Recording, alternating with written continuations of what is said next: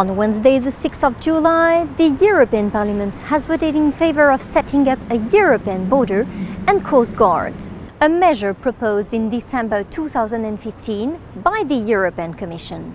According to the new legislation, the agency can intervene if a member state is overwhelmed by an influx of refugees. The deployment of an emergency procedure could be triggered within 3 days. But according to Pabriks Artis, European Parliament's lead negotiator on the regulation, it's not an intervention force, it is an assistant force, because nobody is abolishing the responsibility of a member country to guard and to administer its sovereign borders.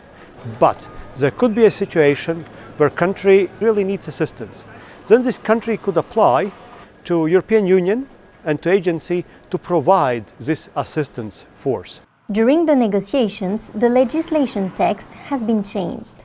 Thus, in case the country under pressure does not ask for any assistance, it would not be in the Commission's but in the Member States' power to trigger the procedure.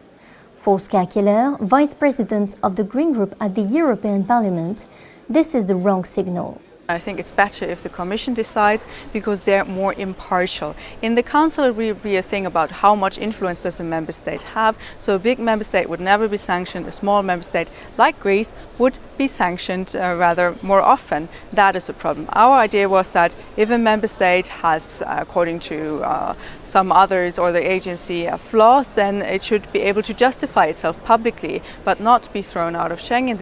If the targeted country refuses assistance, other member states have now the possibility and the ability to provisionally reintroduce border controls inside the Schengen area. For Gisela, Castro, Insern, who works for Frontexit, an international campaign to defend migrants' rights in the EU, Frontex will be given the wrong mandate. Frontexit might understand the need for a forced intervention in member states when they're facing emergency situations, especially humanitarian ones.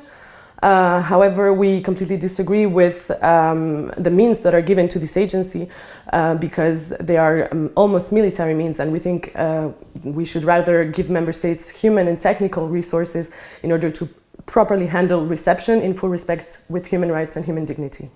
The legislation will be sent to the Council for approval. It should enter into force this autumn.